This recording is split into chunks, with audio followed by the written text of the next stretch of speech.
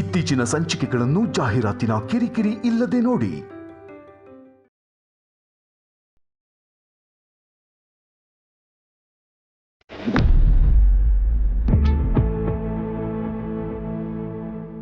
ನಾನು ಹೇಳೋದನ್ನ ಗಮನ ಇಟ್ಟು ಕೇಳಿಸ್ಕೊಳ್ಳಿ. ಆಮೇಲೂ ನಿಮಗೆ ಮನೆ ಬಿಟ್ಟು ಹೋಗಬೇಕು ಅಂತ ಅನ್ಸುತ್ತಾ ನೋಡೋಣ. ಆಯ್ತು, ಏನು ವಿಷಯ ಅಂತ ಹೇಳಿ.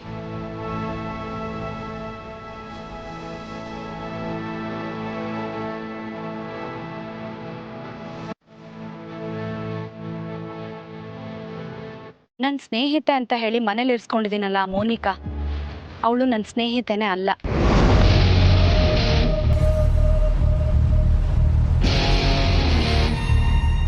ಅವಳು ನಮ್ಮ ಊರಿನ ಚೇರ್ಮನ್ರ ಮಗಳಲ್ಲ.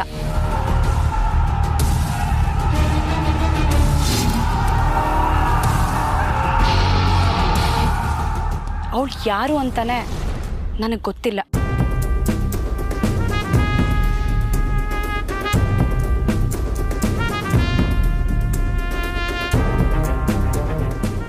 ಅನ್ಕೊಂಡೆ ಅವಳು ನಡ್ಕೊಳ್ತಾ ಇದ್ದಿದ್ ರೀತಿ ನೋಡ್ತಿದ್ರೇನೆ ಅವಳು ನಿಮ್ ಫ್ರೆಂಡ್ ಆಗೋದಕ್ಕೆ ಸಾಧ್ಯನೇ ಇಲ್ಲ ಅಂತ ನಾನು ಅನ್ಕೊಂಡೆ. ಆದ್ರೂ ಅವಳು ನಿಮ್ ಫ್ರೆಂಡ್ ಅಂತ ಯಾಕೆ ಪರಿಚಯ ಮಾಡ್ಕೊಂಡ್ರಿ?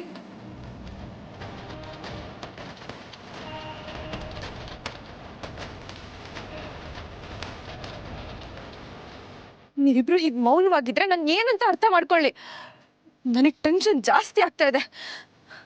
ನಿಜ ಹೇಳಿ, ಅವಳಿಗೂ ಪ್ರೀತಿಗೂ ಮುಂಚೆನೆ ಪರಿಚಯ ಇತ್ತಾ?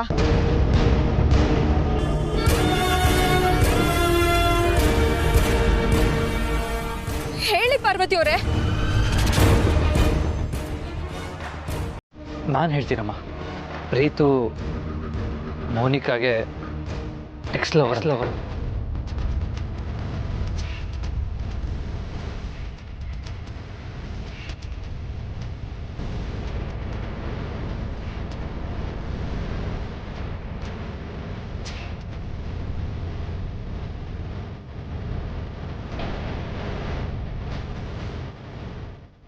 ಏನ್ ಹೇಳ್ತಿದ್ದೀರಾ ಬಾಬಾ?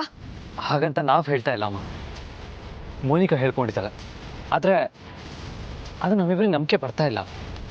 ಯಾಕೆ? ಪ್ರೀತು ನಿಮ್ಮ ತಮ್ಮ ಅಂತನಾ? ಇಲ್ಲ, ಮೋನಿಕಾ ಹೇಳಿದ ಮಾತಿನ ಮೇಲೆ ನಮ್ಮಿಬ್ಬರಿಗೂ ನಂಬಿಕೆ ಬರಲಿಲ್ಲ.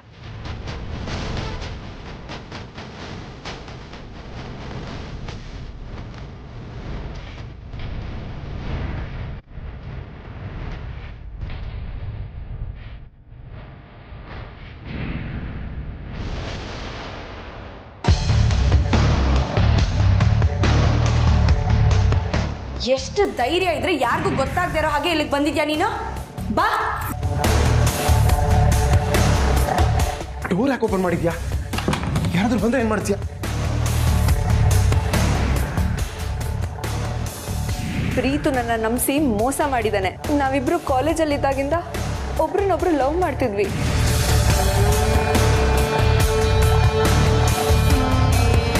ಇತ್ತೀಚೆಗೆ ನನ್ನಲ್ಲಿ ಆಗಿರೋ ಎಲ್ಲ ತಿನ್ನೋದಕ್ಕೂ ಅವಳೇ ಕಾರಣ. ನಾನು ಇಷ್ಟೊಂದೆಲ್ಲ ಒದ್ದಾಡ್ತಿರೋದು ಅವಳಿಂದಾನೆ.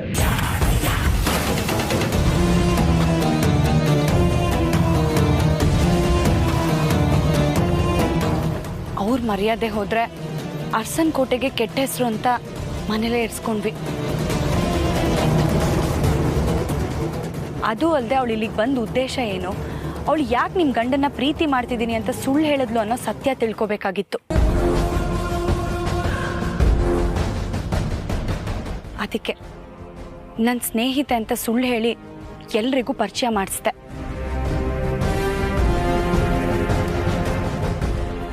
ಮತ್ತೆ ಇದನ್ನೆಲ್ಲ ನನ್ನ ಹತ್ರ ಯಾಕೆ ಹೇಳಲಿಲ್ಲ?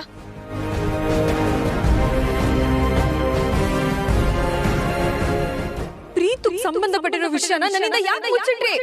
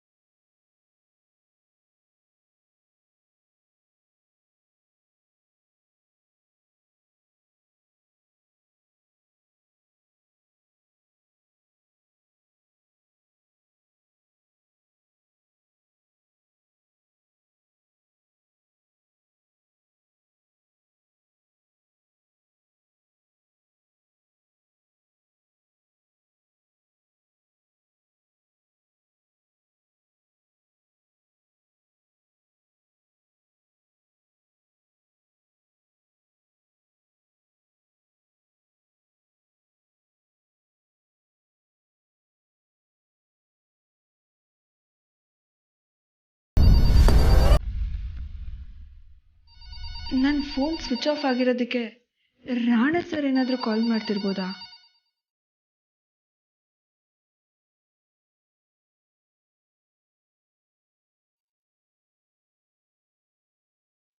ಏನಾಯ್ತು? ರಿಸೀವೇ ಮಾಡ್ತಿಲ್ಲ. ಈ ಮೊಬೈಲ್ ಬಂದಮೇಲೆ ಲ್ಯಾಂಡ್ಲೈನ್ಗೆ ಬೆಲೆನೇ ಇಲ್ದಂಗೆ ಆಗೋಗಿದೆ. ಇಟ್ಸ್ ಓಕೆ, ನೀನು ಇನ್ನೊಂದ್ಸಲ ಕಾಲ್ ಮಾಡು.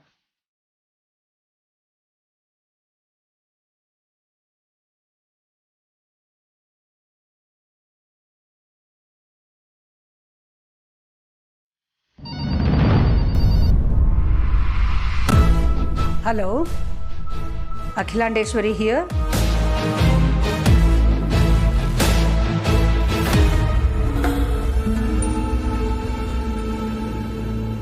ಹಲೋ, ಯಾರು ಮಾತಾಡ್ತಿರೋದು?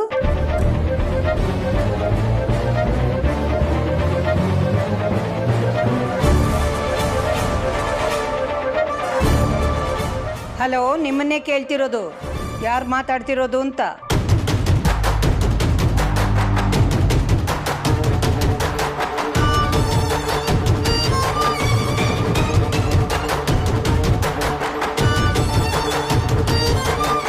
ಹಲೋ, ಫೋನ್ ಮಾಡೋದು ಮಾಡ್ಬಿಟ್ಟು ಮಾತಾಡ್ತಾನೆ ಇದ್ರೆ ಏನು ಅಂತ ತಿಳ್ಕೋಬೇಕು. ಮಾತಾಡಿ.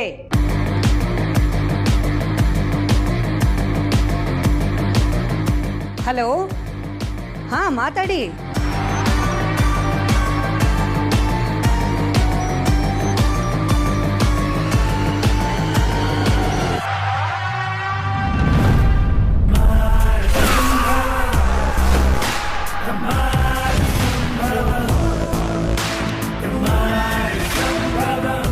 ಯಾಕೆ ಗಾಬರಿ ಆಗಿದ್ಯಾ?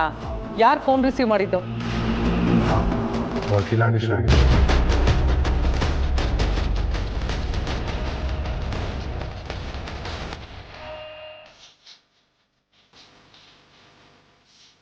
ಮೋನಿಕಾ,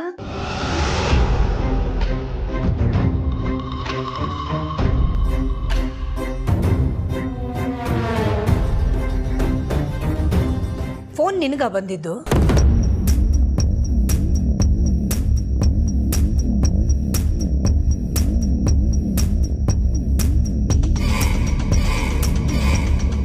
ಅಲ್ಲ, ಕಾಲ್ ಬರ್ತಿದ್ದ ಹಾಗೆ ನೀನು ಕೆಳಗಡೆ ಬಂದಿಯಲ್ಲ, ಅದಕ್ಕೆ ಕೇಳಿದೆ. ಅದು ಈಗ ಎಲ್ಲರ ಹತ್ರ ಸೆಲ್ ಫೋನ್ ಇರೋದ್ರಿಂದ ಲ್ಯಾಂಡ್ಲೈನಿಗೆ ಕಾಲ್ ಬರೋದೇ ಅಪರೂಪ. ನೀನೇನಾದರೂ ನಂಬರ್ ಕೊಟ್ಟಿದ್ಯಾ?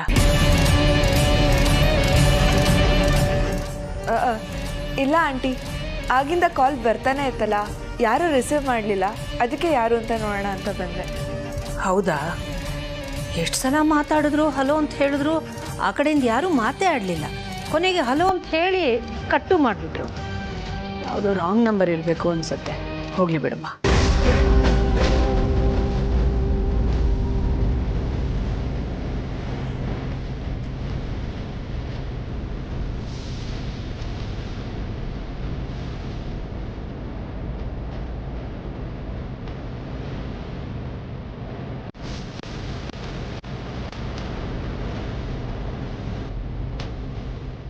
ಅಲ್ಲಾರು, ನಾವು ಅಷ್ಟೆಲ್ಲ ಯೋಚನೆ ಮಾಡಿ ನಮ್ಮ ಖಂಡಿತ ದಾರಿ ಇದು. ಈಗ ಈ ದಾರಿನೂ ಮುಚ್ಚೋಯ್ತು. ಮುಂದೆ ಯಾವ ದಾರಿ ಇದೆ?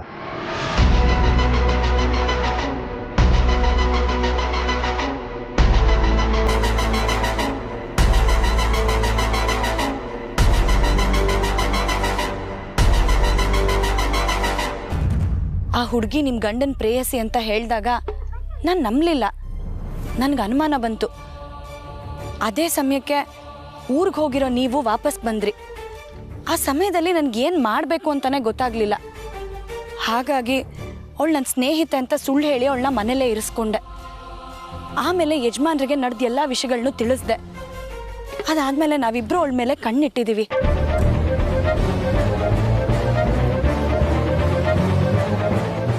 ನಿಮ್ಗೇನಾದರೂ ಈ ವಿಚಾರದ ಬಗ್ಗೆ ಗೊತ್ತಾದರೆ ನೀವು ನನ್ನ ಮೈದನ ಬಗ್ಗೆ ಎಲ್ಲಿ ತಪ್ಪು ತಿಳ್ಕೊಂಡ್ಬಿಡ್ತೀರೋ ಅನ್ನೋ ಆತಂಕ ಕಾಡ್ತಾ ಇತ್ತು. ಅದಕ್ಕೆ ನಾವಿಬ್ಬರು ನಿಮ್ಮಿಂದ ಈ ವಿಷಯನ ಮುಚ್ಚಿಟ್ವಿ.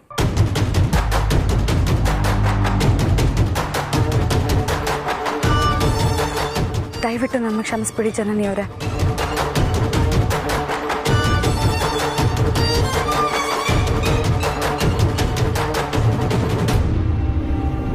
ಇಷ್ಟಕ್ಕೂ ಅವಳನ್ನ ನಿಮ್ಮ ರೂಮಲ್ಲಿ ಇರೋದಕ್ಕೆ ನಾನು ಹೇಳಲೇ ಇಲ್ಲ. ಅವಳೇ ನಿಮ್ಮ ರೂಮಲ್ಲಿ ಇತ್ತಿತ್ತು. ಆಮೇಲೆ ಅವಳೇ ನನ್ನ ಕೈಗೆ ಸಿಗಾಕೊಂಡ್ಲು.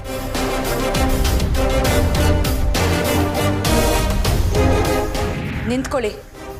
ಎಲ್ಲಿಗೆ ಹೊರಟ್ರಿ? ವಾಪಸ್ ಮನೆಗೆ ಹೊರಟಿದ್ದೆ. ಪ್ರೀತಿಯಿಂದ ನನಗೆ ಮೋಸ ಆಯಿತು ಅಂತ ಅವ್ರ ಹೆಂಡತಿಗೆ ನನ್ನಿಂದ ಮೋಸ ಆಗೋದು ಬೇಡ. ಅದಕ್ಕೆ ನಾನು ಇಲ್ಲಿಂದ ಹೋಗ್ತೀನಿ. ನಿಮಗೆ ನ್ಯಾಯ ಸಿಗದೆ ನಾನು ನಿಮ್ಮನ್ನ ಇಲ್ಲಿಂದ ಕಳಿಸಲ್ಲ. ಬನ್ನಿ ಒಳಗೆ.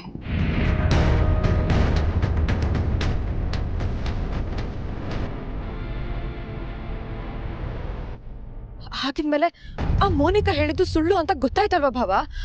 ಆಮೇಲಾದ್ರೂ ಪ್ರೀತು ಹತ್ರ ಬಾಯಿ ಬಿಡಿಸ್ಬೇಕಿತ್ತು ತಾನೆ? ಹೇಳಿದ್ವಮ್ಮ, ಆದ್ರೆ ಅದ್ರ ಬಗ್ಗೆ ಅವ್ನು ಬಾಯಿನೇ ಬಿಡ್ತಾ ಇಲ್ಲ. ತಿನ್ನಗ್ 4 ಬಾರಿಸ್ಬೇಕಾಗಿತ್ತು. ಆಗಲ್ಲ ಅಮ್ಮ. ಯಾವುದೋ ಹುಡುಗಿ ಬಂದು ಅವನ ಮೇಲೆ ಆರೋಪ ಮಾಡ್ತಾ ಇದ್ರು, ಅವ್ನು ಮಾತಾಡ್ತಾ ಇಲ್ಲ. ಹೀಗಿರುವಾಗ ಹೊಡೆದು ಏನು ಪ್ರಯೋಜನ ಹೇಳು? ಎಷ್ಟೇ ಪ್ರಯತ್ನ ಪಟ್ಟರು ಅವನ ಮನ್ಸಲ್ಲಿ ಏನಿದೆ ಅಂತ ತಿಳ್ಕೊಳ್ಳೋದು ಕಷ್ಟ ಅಂತ.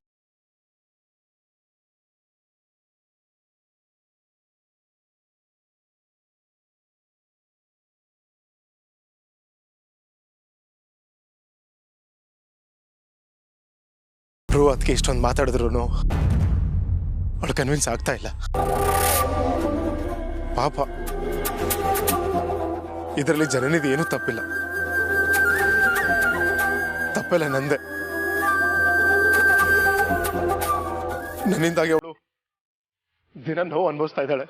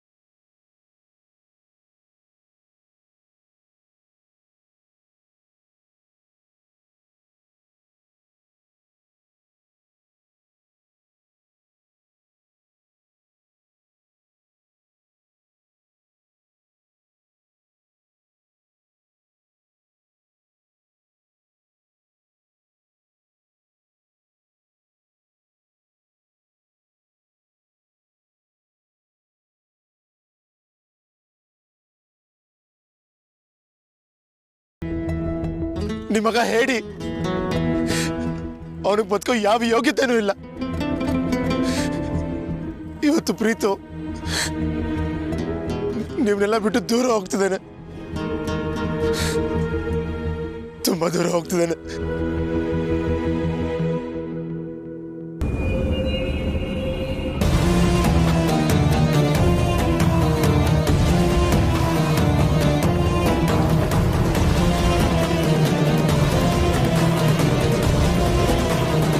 ರಘು, ಈ ಮೋನಿಕನ್ ನೋಡಿದ್ರೆ ನಿಮ್ಗೆ ಏನು ಅನ್ಸುತ್ತೆ? ಯಾಕಕ್ಕಿಲ್ಲ, ಏನಾಯ್ತು? ನಮ್ಮ ಪಾರ್ವತಿ ಹತ್ರ ಇನ್ನೊಂದು ಸಲ ಅವಳು ಅವ್ರ ಊರಿನ ಚೇರ್ಮನ್ರ ಮಗಳೇನಾ ಅಂತ ಕೇಳಿ ತಿಳ್ಕೋಬೇಕು. ಈ ಅನುಮಾನ ನಿನಗೆ ಯಾಕೆ ಬಂತು? ಅನುಮಾನ ಬರೋ ಥರ ಆ ಹುಡುಗಿ ನಡ್ಕೋತಿದ್ದಾಳೆ ರಘು. ಊರಿನ ಮುಖ್ಯಸ್ಥರ ಮನೆ ಅಂತಂದರೆ ದಿನ ಬೆಳಗಾದ್ರೆ 10 ಜನ ಬರೋದು ಹೋಗೋದು ನಡೀತಾನೇ ಇರುತ್ತೆ. ನ್ಯಾಯ, ಪಂಚಾಯಿತಿ ಇದು ನಡೀತಾ ಇರುತ್ತೆ. ಅವಳ ತಂದೆನೇ ಚೇರ್ಮನ್ ಆಗಿರೋದ್ರಿಂದ ಊರಿನವ್ರ ಜಗಳ ಬಿಡಿಸೋದು, ಸಮಾಧಾನ ಹೇಳೋದು ಇದೆಲ್ಲ ರುಟೀನು.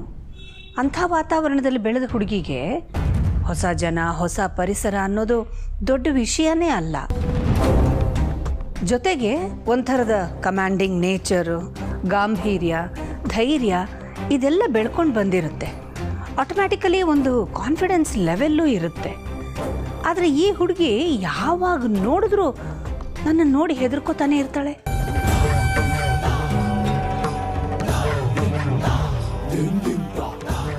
ಒಂದು ಸ್ವಲ್ಪನೂ ಕಾನ್ಫಿಡೆನ್ಸ್ ಇಲ್ಲ.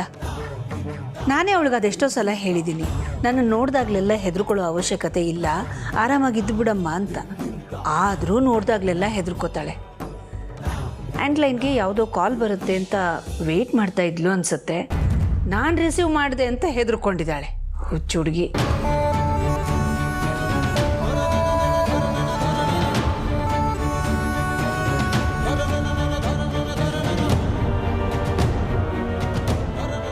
ನನ್ನ ಗೆಸ್ ಕರೆಕ್ಟ್ ಅನಿಸ್ತಿದೆ. ಆ ಹುಡುಗಿ ನಡ್ಕೊಂಡಿದ್ದ ರೀತಿ ಹಾಗೆ ಆಕೆ ಮೇಲೆ ನನಗಿರೋ ಅನುಮಾನನ ಪಾರ್ವತಿ ಬಂದ ಕೂಡಲೇ ಅವನ್ನ ಕೇಳಿ ಕ್ಲಿಯರ್ ಮಾಡ್ಕೋಬೇಕು.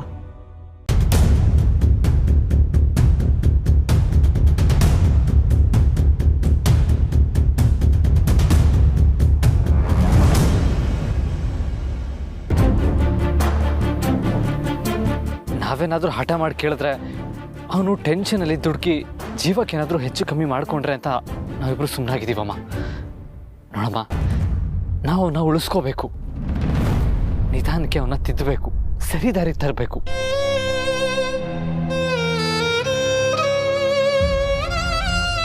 ಅದಕ್ಕೆ ಎಷ್ಟು ಟೈಮ್ ಆದರೂ ಪರವಾಗಿಲ್ಲ, ನಾವು ತಾಳ್ಮೆ ಕಳ್ಕೋಬಾರ್ದಮ್ಮ. ಇದು ನಿನಗೂ ಅನ್ವಯಿಸುತ್ತೆ. ಹಾಗೆ ಈ ವಿಚಾರದಲ್ಲಿ ನಿನ್ನ ಸಪೋರ್ಟ್ ಕೂಡ ನಮಗೆ ತುಂಬ ಮುಖ್ಯ ಆಗುತ್ತೆ.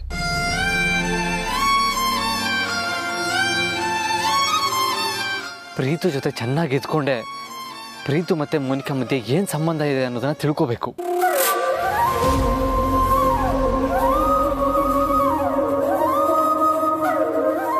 ಅಷ್ಟೇ ಅಲ್ಲ ಜನನಿಯವರೇ, ಆ ಮೋನಿಕಾಯಿಂದನೂ ನಾವು ವಿಷಯನ ಬಾಯಿ ಬಿಡಿಸ್ಬೇಕು. ಆ ಥರ ಸಂದರ್ಭನ ನಾವು ಸೃಷ್ಟಿ ಮಾಡಬೇಕು.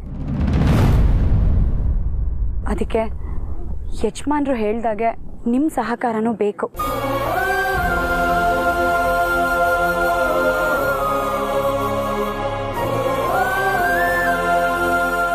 ಇಷ್ಟೆಲ್ಲ ಘಟನೆಗಳು ನಡೀತಿರುವಾಗ ನಿಮ್ಮ ಗಂಡನ್ನ ಅರ್ಸನ್ ಕೋಟೆನ ಬಿಟ್ಟು ಹೋಗೋದು ಸರಿ ಅಲ್ಲ ಜನನಿಯವರೇ.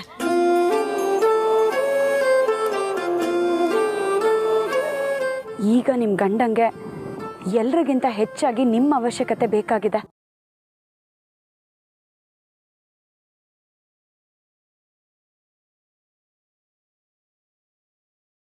ಜನನಿಯವರೇ, ನೀವೇ ನಿಮ್ಮ ಸಂಸಾರನ, ನಿಮ್ಮ ಗಂಡನ್ನ ಉಳಿಸ್ಕೋಬೇಕು.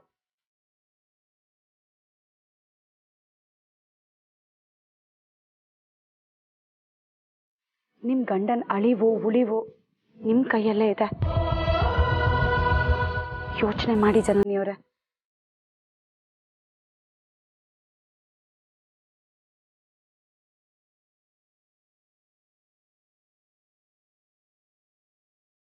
ಇಷ್ಟೆಲ್ಲ ವಿಷಯ ಆಗಿದೆ ಅಂತ ನನಗೆ ಗೊತ್ತೇ ಇರಲಿಲ್ಲ. ಮನೆಯಿಂದ ಹೊರಗಡೆ ಬರಬೇಕಾದ್ರೆ ಸೋತ್ ಮುಖ ಹೊತ್ಕೊಂಡು ಅಪ್ಪನ ಹತ್ರ ಹೇಗೆ ಹೋಗ್ಲಿ ಅಂದ್ಕೊಂಡು ಎಲ್ಲಾದ್ರೂ ದೂರ ಹೋಗ್ಬಿಡೋಣ ಅಂತ ಇಲ್ಲಿ ಬಂದು ಕುತ್ಕೊಂಡೆ. ಆದರೆ ನೀವಿಬ್ರು ಇಷ್ಟೊಂದೆಲ್ಲ ಹೇಳಿದ್ಮೇಲೆ ನನ್ನ ನಿರ್ಧಾರದಿಂದ ಹಿಂದೆ ಸರಿಬೇಕು ಅನಿಸ್ತಿದೆ.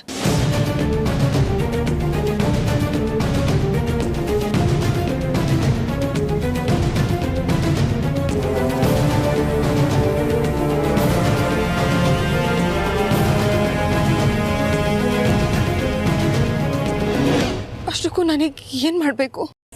ನಿಮ್ಮ ಗಂಡನ್ನ ನೀವು ಮೊದಲಿಗಿಂತ ಹೆಚ್ಚಾಗಿ ಪ್ರೀತಿ ಮಾಡಬೇಕು. ನೀವು ಅವ್ರ ಜೊತೆ ಹೆಚ್ಚು ಸಮಯ ಕಳಿಬೇಕು. ಯಾವುದೇ ಕಾರಣಕ್ಕೂ ಅವರು ಮೋನಿಕಾಗೆ ಒಂಟಿಯಾಗಿ ಸಿಗಬಾರ್ದು. ಅಷ್ಟರ ಮಟ್ಟಿಗೆ ನೀವು ನಿಮ್ಮ ಗಂಡನ್ನ ಆವರಿಸ್ಕೋಬೇಕು ಜನನಿಯವರೇ.